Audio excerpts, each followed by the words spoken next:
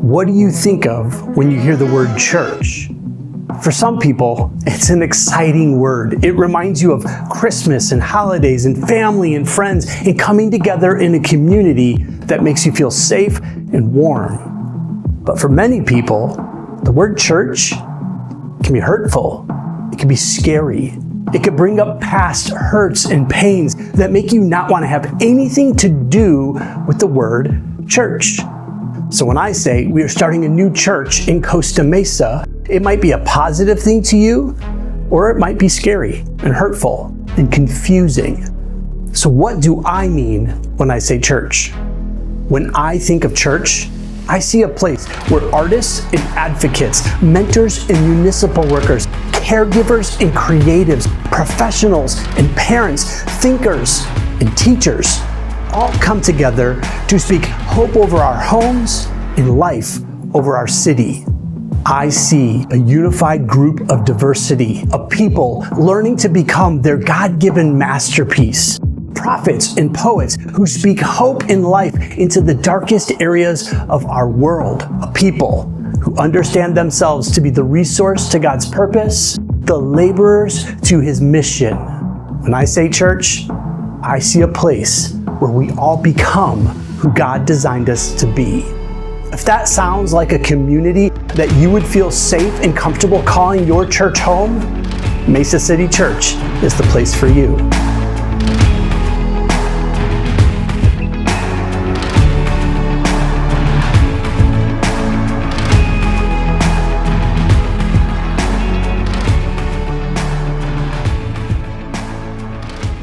Now, over the next couple of months, we are going to be working hard to launch Mesa City Church right here in Costa Mesa, California. If you are in Costa Mesa or the surrounding Orange County area and you are looking for a new church that'll help you become who God designed you to be, we would like to invite you to join this journey.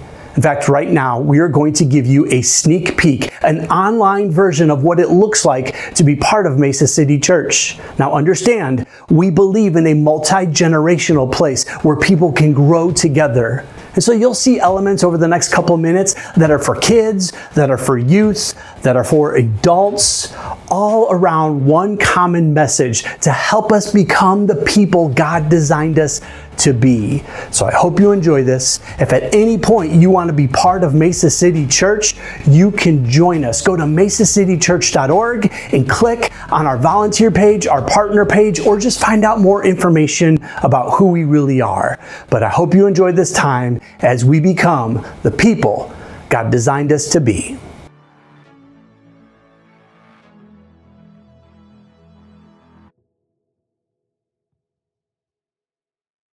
All right, so I hate to admit it because I'm a Bears fan, but I watched the Aaron Rodgers Netflix documentary. It was so good.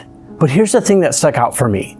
Here is somebody who has won all of these awards. He's been MVP. He has a Super Bowl ring. He's won national championships. And yet he finds himself wanting more. He's constantly chasing after the next big thing. Why is that? And it's not just him. I've watched other people throughout the years do this. It's why someone as great as Michael Jordan retired, came back, retired again, came back again, and finally retired. It's why someone like Taylor Swift, even though she's worth billions of dollars, has to put out a new album where on the cover of it, she is presenting herself in a way that is making people long for her. She just wants more. But it's not just celebrities. Let's be honest. I'm that way. You're that way. We're constantly looking for the next big thing. It's why we constantly buy things that don't seem to fill that empty void that we have, yet we buy more and more and more, wanting to have more for ourselves. We want to build a name for ourselves. And it's not just you and I, it's everybody around us too. That's why there's people that want to be social influencers and want to have all the likes and the followers, and they're willing to do whatever it takes. I mean, let's be honest. I live in Orange County, California, where I watch people every single day who have these amazing cars and millions of dollars worth of home and have all these things that the world might call successful, and yet they still find themselves wanting more, not knowing what's next. What if there was a way that they could be fulfilled? What if someone were to tell them that there's an enemy who is trying to distract them and trying to keep them from understanding life to the fullest? What if someone was called to speak life over them? And not just them, but those that are unseen, those that feel like nobody cares and nobody knows where they're at or what they're walking through. What if there was somebody that was called to say, I'm going to speak life over you? That's what today is all about. And to give you the word of the day, I'm going to introduce you to my friend, Mesa the Kid.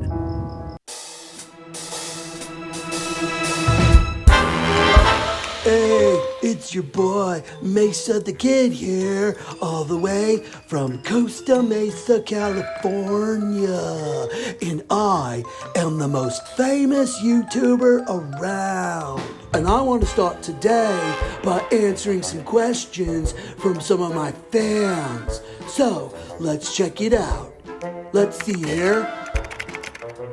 Anonymous 101 says, how do you become a famous YouTuber?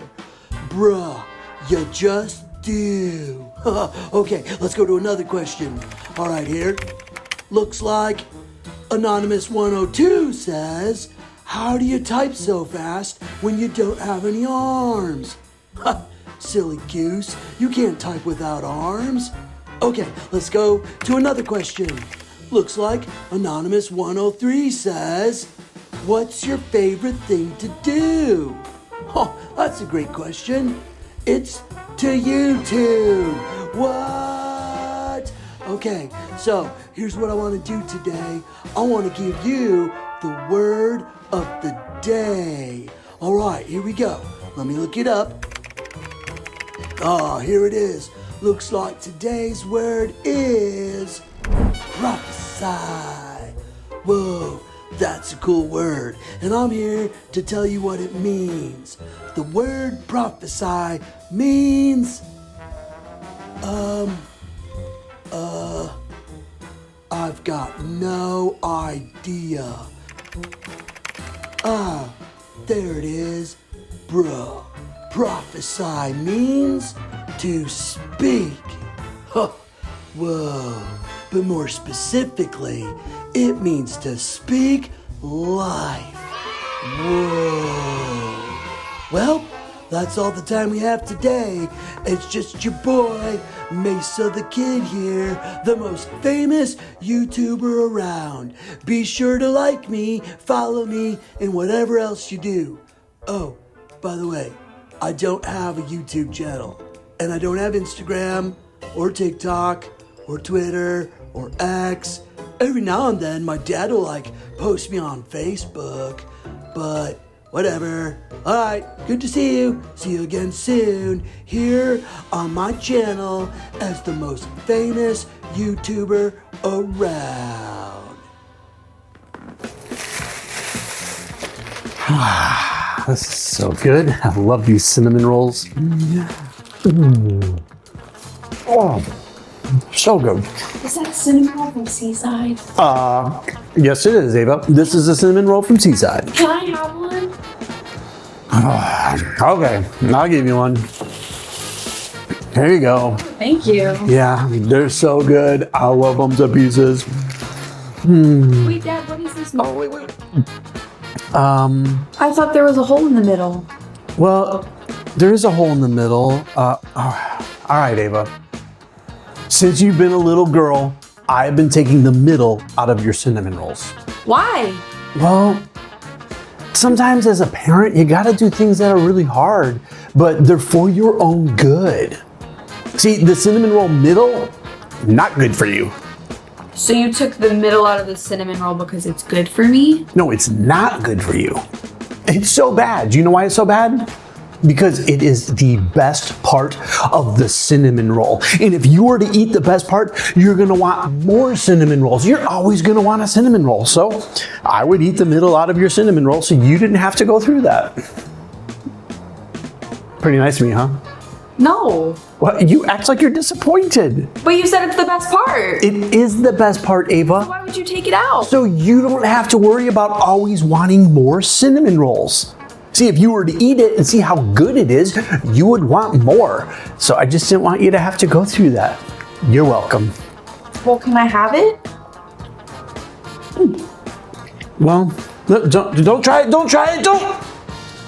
Dad, this is amazing. Why would you take this out? I'm telling Mom. What? Oh, tell Mom. Oh.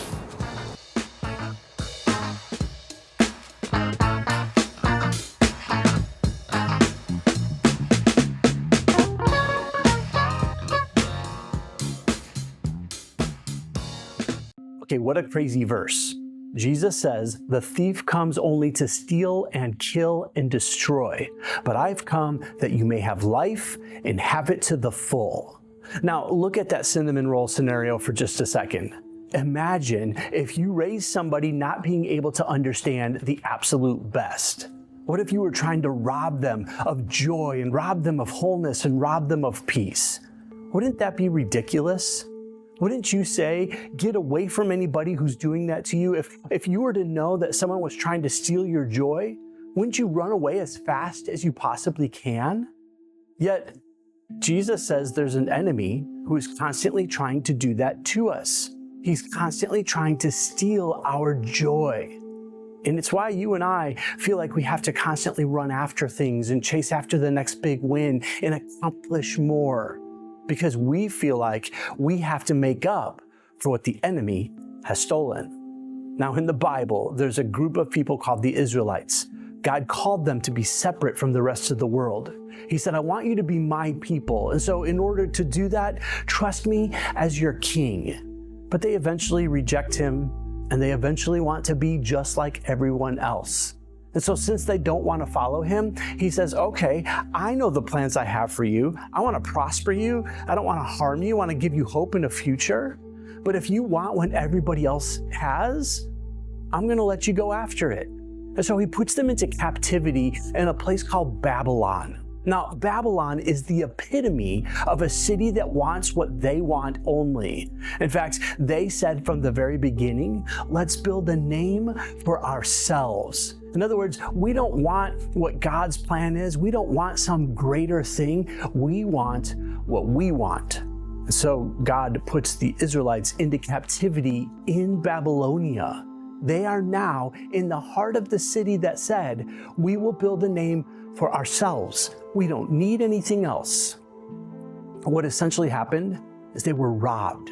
They were robbed by the great deceiver, the one who is keeping them from knowing the absolute best. It was like the middle of the cinnamon roll was gone from the very beginning for them. And they had an opportunity for life, yet they didn't get to taste it. Now, eventually, God is going to bring them out of this place called Babylon, and he's going to set them back up to succeed. And so he raises up a man named Ezekiel to be a prophet. Now, here's what a prophet is. A prophet is someone who speaks life and speaks words from God over someone else. And so the amazing thing is, he's about to speak life over the Israelites because God is going to tell him what to say. Now, this is in the Bible in a book called Ezekiel chapter 37. God brings Ezekiel out to this valley that's full of dry bones. It's like there was a war there and there's just dead bones laying everywhere. It says they're very dried up. God says to Ezekiel, can these bones live again? And Ezekiel says, Lord, only you know that. I can do nothing about it. So listen to what God tells him to do. This is Ezekiel chapter 37, verse 5. This is what the sovereign Lord says to these bones. I will make breath enter you, and you will come to life. I will attach tendons to you and make flesh come upon you and cover you with skin. I will put breath in you, and you will come to life. Then you will know that I am the sovereign Lord. And so Ezekiel then prophesies, and he says to these bones, come together. and they come together in this moment that God brings them out to this valley. Then God says, breathe life into them. And so he says, breath of life come into them, and breath comes into them, and muscles attach, and tendons attach, and skin attaches, and these bones come back to life. See, this is a symbol. God is showing him what he wants to do for his people. He wants to take them from this dead, dry spot where they feel like there is no life and nothing good ever comes of it. And he wants to take them to a spot where he breathes his breath on them and they are full of life. See, we live in a city that is dry and weary and worn out. People are running and running and running after everything they can to try to find fulfillment and hope. Just like Aaron Rodgers, who admitted, even if he wins another Super Bowl, he's worried that he'll still want more. And that's the story of humanity. Because we're not fulfilled, we're constantly dry and weary and worn out. But what did that verse say? John 10:10 says, the thief comes only to steal and kill and destroy. But I come that you may have life and have it to the full. See, Jesus is the answer. Even when nothing makes sense, even when it feels like you want more and you need more because you want people to know you, that's the enemy trying to steal your joy. But when you stop and say, I just want Jesus in my life to fill me so that I can have life and have it to the full, you know what he does? He begins to take those moments where you feel like you need to have more in order to feel successful and whole, and he makes you full of his breath, and his breath brings you life. See, because you are good enough. You are known. You are loved by the Maker, the Father of all things. God himself loves you and knows you and calls you by name. And Jesus is proof of God's love for you. So here's the thing. God, first of all, wants you to know you are loved and he has great life for you. If you'll just let him fill you with his breath instead of chasing after everything else. He will breathe life and goodness into you and fill you with hope for the future. But not only that, I believe that for our city. I believe God wants to do something so profound that life will echo throughout our streets, that those who lay on the concrete pillows at nighttime, those who are homeless and looking for help and shelter, they just want to be seen and loved. And I believe God wants a people who will step up and believe for them that something greater is about to happen. I believe that God wants for our children, for our young people, he wants to do something so great in their lives that they won't long for all the things that everybody else has and drive themselves crazy chasing after it. See, anxiety and depression is bigger than it's ever been in our young people because they're watching everyone else highlight reel everything that they have, and it makes them want more and more and more with no satisfaction. But that's not what God has for them. For those who live in these massive houses and have these amazing cars, yet still feel like there's something more, it's because they're missing the one who loves them so desperately, he wants to breathe his life in them. See, I believe this is the time for us to stand up and say, I will believe for my people. I will believe for my city, for those around me, that God will bring wholeness and health and life. That's what Mesa City Church is all about. It's a place that we believe the best for everyone. We believe we're all on a journey and we're becoming the people that God designed us to be, step by step by step. So we wrestle with our faith. We wrestle with difficult questions. We wrestle with anything that comes our way in order to understand God's best. Because I don't want what the world has to offer. I want the best. The best only comes from God. Hey, if you ever want to talk more about this, my number is 630-995-1253. I would love to have coffee with you, to sit down and talk about this, whatever you want to do. But know this, Mesa City Church believes in you. And Mesa City Church believes in Costa Mesa and in the surrounding areas. And today, we choose to speak life, to prophesy over our city, dead bones, rise up, be full of life. Let God's breath enter you, that you may live and have life to the full.